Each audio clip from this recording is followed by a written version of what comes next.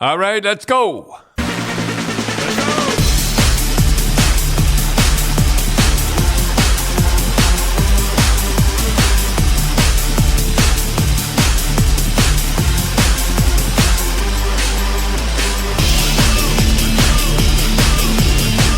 All right. Too much, Bob. Yeah, so last night, game 1, too much, Bob. What were the shots? Shots were 37-14, and I think if you count breakaways, it was 5-0 for Edmonton. How many breakaways were there? Oh, at least 4 or 5. Holy there was 3 in the first period. See the guy at the end of the game save the puck for him, grab the puck? Well, I don't know. They should have grabbed the puck and put it on. That was his greatest game. So is that the definition of stealing a game? That's the definition of stealing a hockey game. And the old story again, I've told you many times, show me a good goalie and I'll show you a good coach. So, Dad, you said that Edmonton would have to deal with Florida hitting them, and the hits were 63-35. Well, I can't believe that they looked that bad, though. I mean Florida, like that. That week off, it just kills you. Yeah. So, what do you, like if you're you're the coach and you got a week off?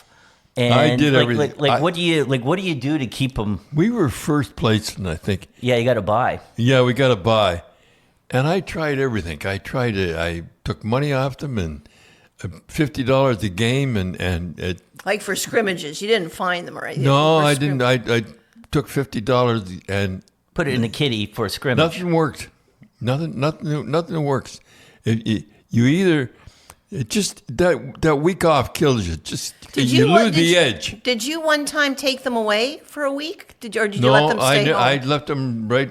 We couldn't afford it. That's the thing, City. I got to laugh.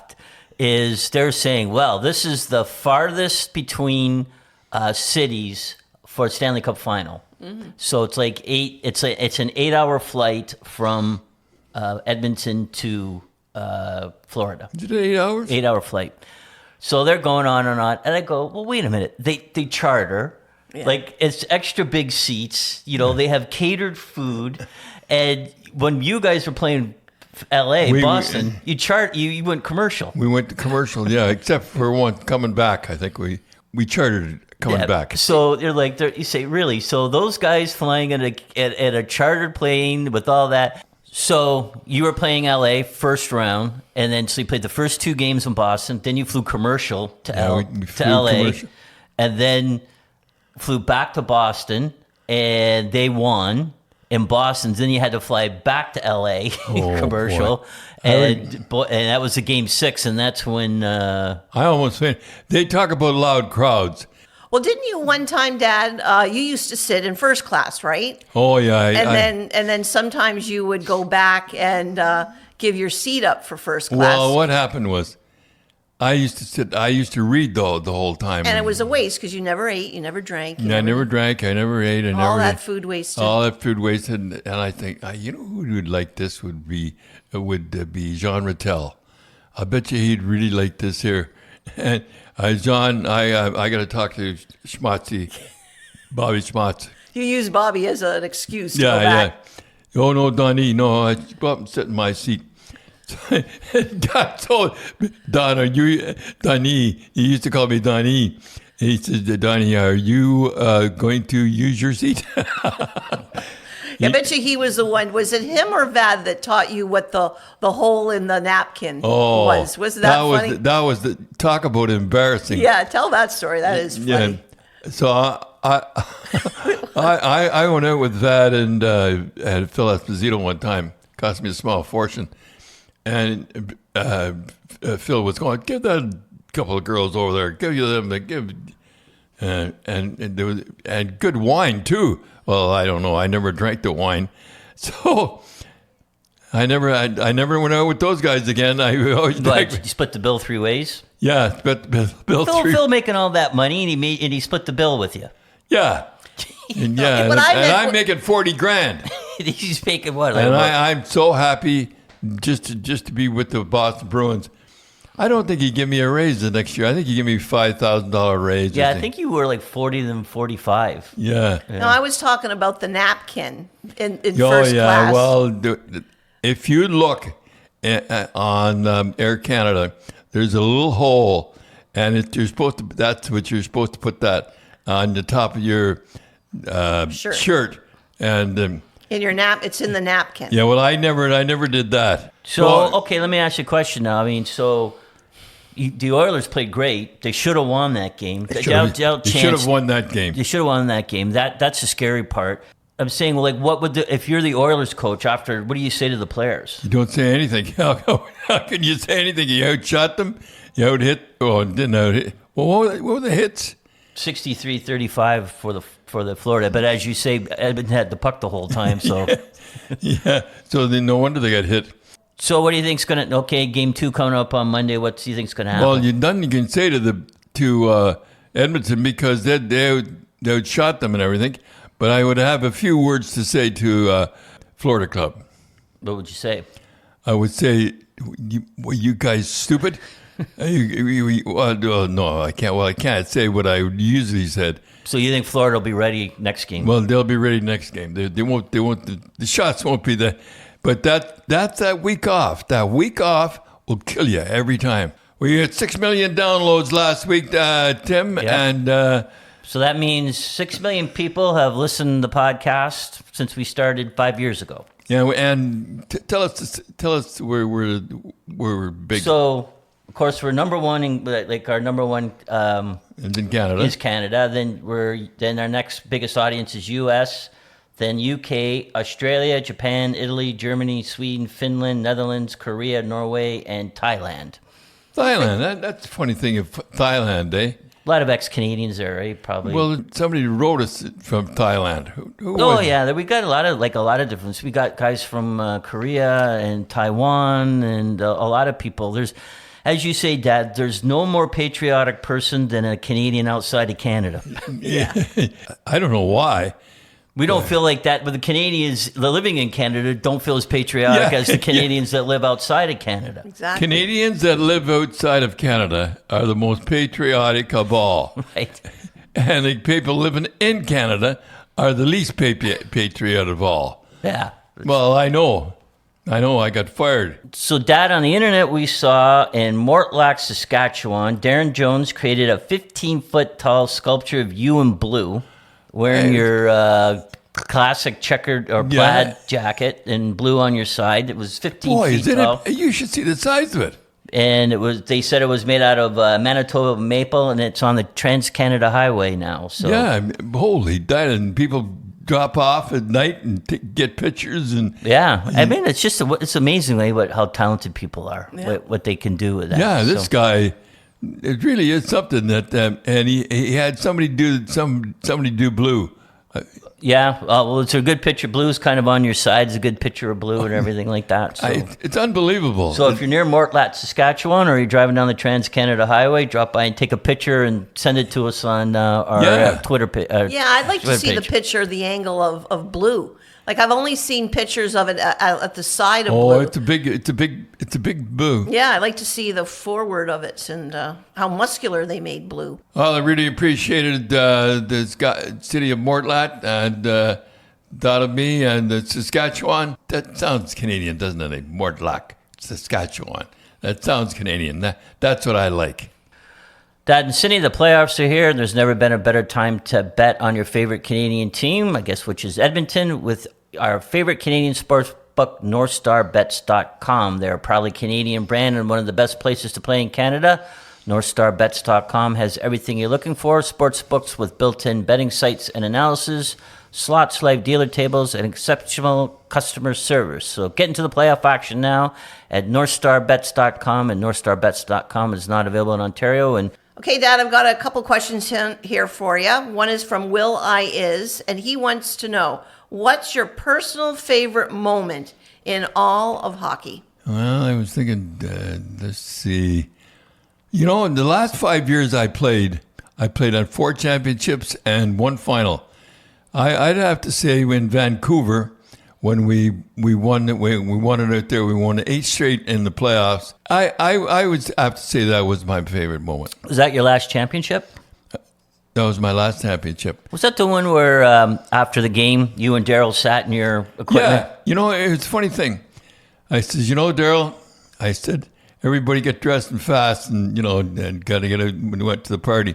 I said, Daryl, I said, this could be our last championship together. And it was our last championship. Daryl Sly, your partner. Daryl Sly. And he says, well, then why do we get undressed? Yeah, I said, you're right. So we sat there and we sat there and the trainer, I remember the trainer, what the heck was his name? I forget his name. He says, well, I see you guys are going to sit there all night. He says, here's the keys, lock up the place. Yeah, I'm going to the party. And Daryl and I sat there for the whole time and we drank champagne. That was my favorite. That was one of my favorites that I was out there. And I remember we won. We never lost in the playoffs. My favorite hockey moment was meeting Bobby Orr. Maybe. No, because quickly what happened was you took me to the training camp and I said, is Bobby there? And you said no. No, I didn't think he was going to be He there. left, and then we turned the corner, and there he was.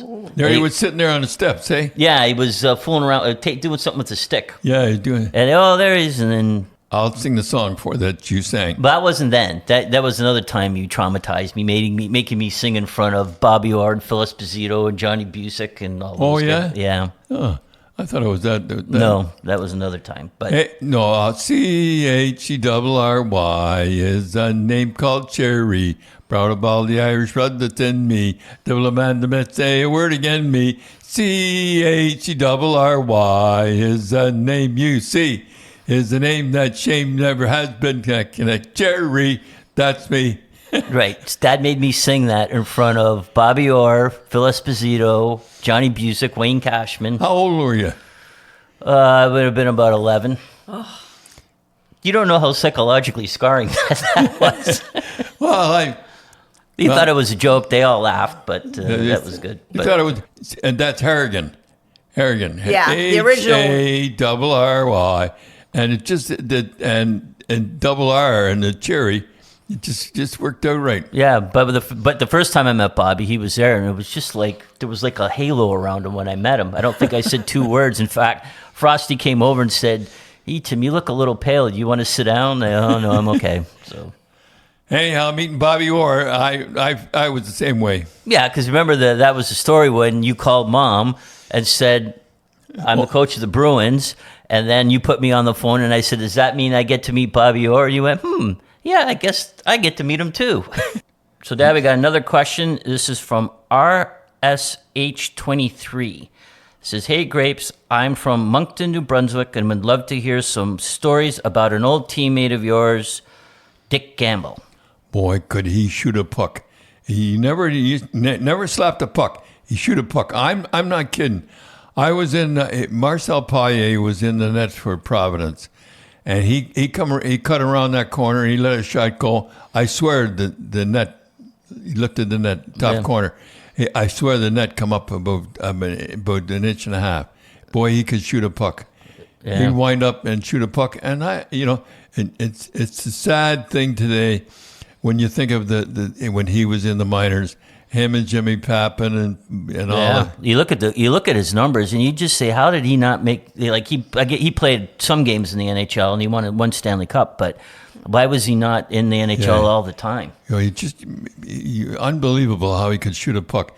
And today he would have been, today he would have got 30, 35, 40 goals. So that's what, $8-9 million if you're a 35 goal scorer in the NHL. Boy, he could shoot a puck, and he was a good hockey player too. And boy, he used to keep. We were all in good shape, and he was in great shape.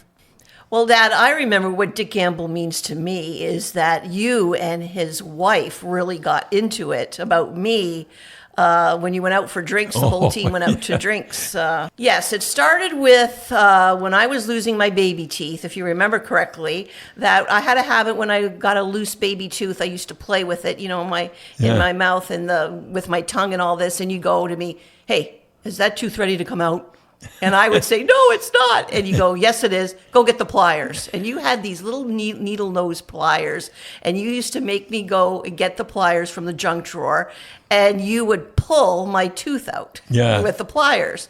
And then when the blood came, you'd say, here. And you'd dab your finger in my mouth and put some of the blood on the pliers. And you used to say, now this gives it character.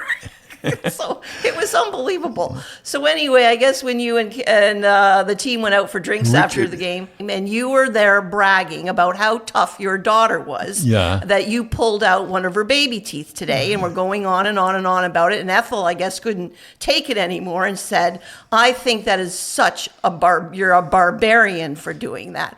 Well, that's all you needed is to get her going on it. And you were bugging her more about it. And she was getting more upset and everything. And then you could see that you were really bugging her and happened to mention that, well, if your husband was as tough as my daughter, he might have not got his clock cleaned tonight at the game. Well, she went ballistic. And she jumped over the table. Well, she was coming right over the table. Right over the table for you to and with the talons, with teeth. I was only kidding. And Mom said she was hitting you with her purse about you challenging her husband's masculinity. I was only kidding. Well, you weren't kidding, though. Well, Dad. I can imagine the players on the table when you said that would, whoa! Whoa, and all that and stuff. So you were sort of, well, you know what? He wasn't the toughest player on the team. No, he wasn't.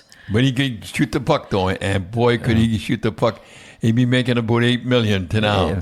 Well, we'll go on one about blood. I remember we were at his hockey school, Dick Gamble's hockey school. Yeah.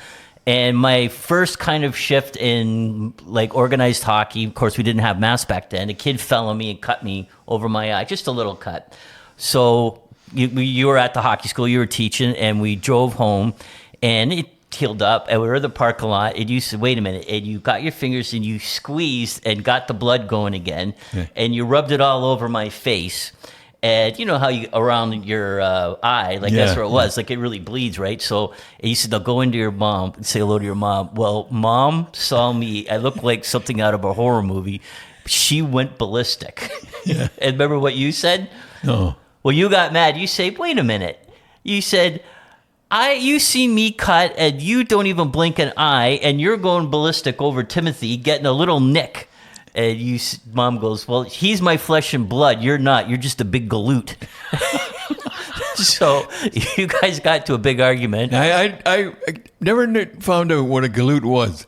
A galoot.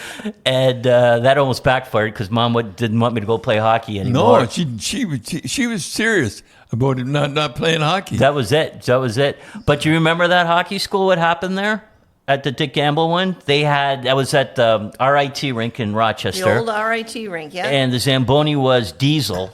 Oh yeah. And the exhaust fans in the rink didn't work, and we were getting carbon monoxide poisoning because you know how. And I was there all day, and Mike Parker was there, the goalie coach. Yeah. He was there all day too. Him and I were all there, and we were the last ones out. And there he was. I can still see him, flaked out on a table. And like I remember coming home from that, and all the kids were saying, "Man, we have such a headache coming home." And we thought, well, maybe it's from the cantina, like something from the cantina or something like that. And find out that somebody, the janitor, looked up and saw the fan wasn't working. Yeah, it was broken. It were broken, and we were getting three of them. Yeah, the carbon monoxide. We were all getting carbon monoxide poisoning. And I had a headache. You couldn't believe the headache, and I got him out of there. I actually saved his life and got him out of there. Yeah. Was that the hockey school that you took so many shots? Your whole hands were nothing but blisters? You know, it's a funny thing. I never forgot that. That was Dick Gamble's school, and you were the one that was running it. I was so excited about being at the hockey school that I shot pucks. I shot and I shot and I shot and I shot.